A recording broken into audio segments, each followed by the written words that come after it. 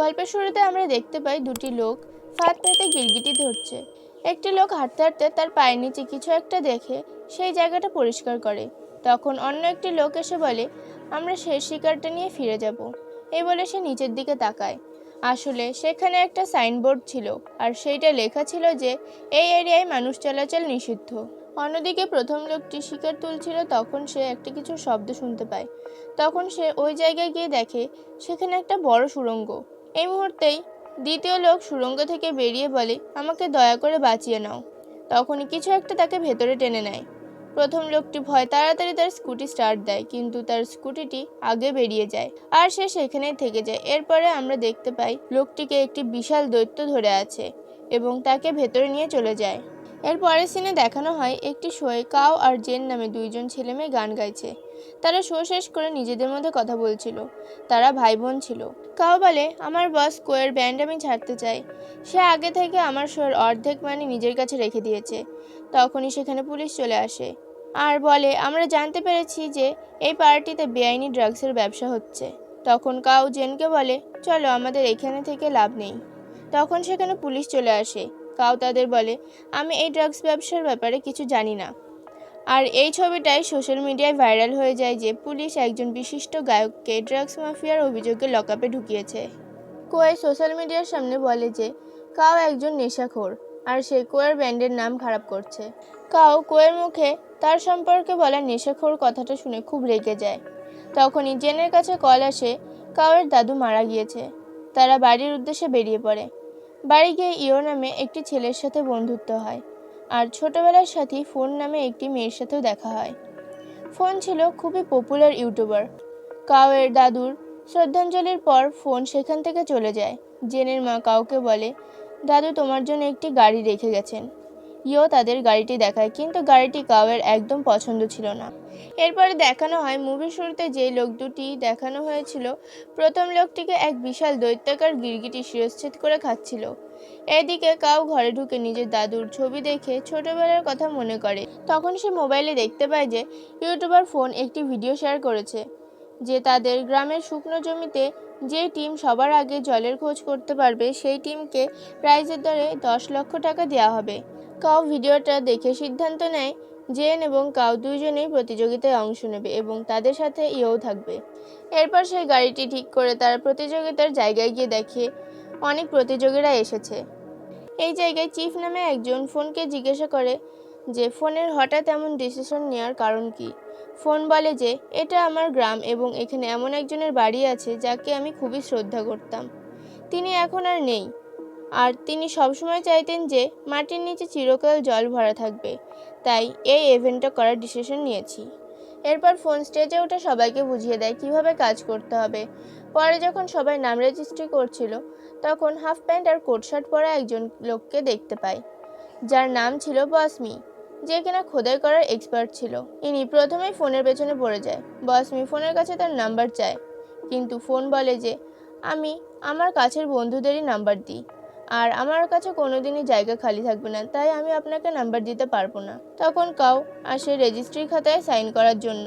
তখন বসমি ইয়ো ইয়ো দেখিয়ে চলে যায়। তখন ফোন হাসলেও যখন কাও একই হ্যান্ড সাইন দেখায়, তখন কিন্তু ফোন আলাদা হ্যান্ড সাইন দেখিয়ে দেয়। এখানে কাওয়ের মুখ দেখার মতো হয়েছিল। এরপর ফোন প্রতিযোগিতা শুরু করে দেয়। আওয়াজ শুনে গিরগিটিটাও ওপরে উঠতে থাকে। এরপর কাও সমেত সবাই জলের খোঁজ করতে থাকে। একটি টিমের দুইজন জলের খোঁজ করতে করতে একটি স্কুটি দেখতে পায়, যেটা কিনা আমরা মুভির শুরুতেই দেখেছিলাম। এবার তারা দুজন তাদের বসকে ফোন করে বলে তারা তাদের গ্রামে যেতে চায় আর তাদের জায়গায় অন্য কাউকে রেখে নিতে। তাদের বস মেনে নেয়, কিন্তু ফোন রাখার পর তারা প্ল্যান করে তারা স্কুটিটাকে বেচে আনন্দ করবে। কিন্তু তখনই কিছু একটা তাদের পিছু নেয়। কিছু দূর যাওয়ার পর সেটি গায়েব হয়ে যায় আর সামনে একটা বড় গর্ত হয়ে যায়। তারা দুইজন গর্তে পড়ে যায়। গর্তটি আবার বন্ধ হয়ে যায়। এদিকে কাও জলের খোঁজ করতে করতে মাটিতে কিছু উল্টানো প্লেট দেখতে পায় এবং তার উপর কিছু একটা লেখা ছিল। তখন কিছু লোক মজা করে বলে যে প্লেটগুলো ধরলে তোমাদের সাপ লেগে যাবে। এরপর তারা সিরিয়াসভাবে পাশের বড় পাহাড়ের কাছে যেতে বারণ করে। পরে ফেরার সময় কাও গাড়ির ডিগিতে একটা মেডেল দেখে তার ছোটবেলার কিছু কথা মনে পড়ে। পরে রাত্রে আমরা দেখতে পাই অন্য একটা টিম গল্প করছিল আর গিরগিটির রোস্ট করছিল। টিমের একজন অত্যাধিক ড্রিঙ্ক করে টয়লেট করার জন্য সাইডে যায়। সেখানে গিয়ে সে বাদুড়ের মতো একটা প্রাণীকে দেখতে পায়, যেটা আসলে সেই বিশাল দৈত্যাকার গিরগিটি ছিল। গিরগিটিটি এসে লোকটির মাথা কেটে বাকি দুইজনের সামনে ফেলে। তারা দুইজন ভয়ে দুই দিকে পালায়। একজন সেই লোকটির মাথা ছাড়া ডেড বডি দেখে চিৎকার করে ডেড বডির থেকে গাড়ির চাবি নিয়ে গাড়িতে আসে। তারা প্রথমে যখন গাড়িতে এসেছিল তখন গিরগিটিটা লেজ দিয়ে গাড়ির মাঝে ছিদ্র করে দিয়েছিল। এবার সে গাড়ির লাইট জ্বেলে সামনে অন্য লোকটিকে দেখতে পায়। সে তাকে ডাকার জন্য বাইরে বেরিয়ে দেখে গাড়ির পেছনে রয়েছে এক বিশাল গিরগিটি, আর তার লেজটা লোকটির শরীরে গাঁথা আছে। সকালে তাদের নিখোঁজ হওয়ার খবর চারদিকে ছড়িয়ে যায়। রাতের সেই গাড়ির মধ্যে ছিদ্রটি দেখে চিফ তার ক্লায়েন্টকে ফোনের সামনে মুখ খুলতে বারণ করে, আর ফোনকে বোঝায় যে তাদের কাছে কোনো রাক্ষস কিংবা কিডন্যাপারের প্রমাণ নেই, তাই তারা প্রতিযোগিতা বন্ধ করতে পারবে না।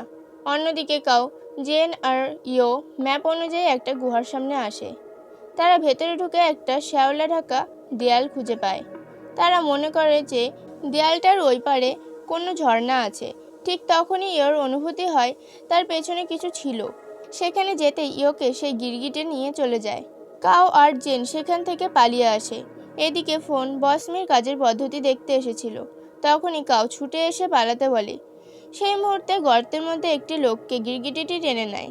সবাই তখন একটা উঁচু জায়গায় উঠে পড়ে। তখনই গর্তের থেকে গিরগিটিটা বেরিয়ে আরেকজনকে খেয়ে ফেলে, আর ফোন মাটিতে পড়ে যায়। জেন গাড়ির ভেতরে উঠে যায়। তখন বসমি দরজা লক করে দেয়, আর চিফকে গিরগিটিটা খেয়ে নেয়। তখন কাও ফোনকে নিয়ে পালানোর সময় একটা গর্তের মধ্যে পড়ে যায়। জ্ঞান ফেরার পরে তারা বাইরে বেরোনোর রাস্তা খুঁজতে থাকে। এদিকে জেন দেখার চেষ্টা করে যে মনস্টারটা চলে গেছে নাকি আশেপাশেই আছে। তখনই মনস্টার তার হাত গাড়ির কাচের উপর রাখে। আসলে সে গাড়ির ওপরে ঘুমিয়ে পড়েছিল। এদিকে কাও একটা মোবাইলের আওয়াজ শুনতে পায়, আর তারা ডান পাশের রাস্তা ধরে যায়। কিছু দূর যেতেই কাও চারটে কঙ্কাল দেখে ভয়ে ফোনকে জড়িয়ে ধরে। তারপর তারা গিরগিটিটার অনেক ডিম দেখতে পায়। তখন ফোন ইয়োকে দেখতে পায়, তাকে পাথরের স্তূপে আটকে রাখা হয়েছিল। এরকমভাবে আরও অনেকেই বন্দী ছিল। সেখান থেকে বেরোনোর সময় ফোন দেয়ালে চিহ্ন দিয়ে যায়, যাতে ফিরে আসে সবাইকে বাঁচাতে পারে, এবং শ্যাওলা ধরা দেয়ালটাও দেখতে পায়। এদিকে গিরগিটিটা বসমিকে ধরে নিয়ে এসেছিল, আর জেন বেঁচে যায়।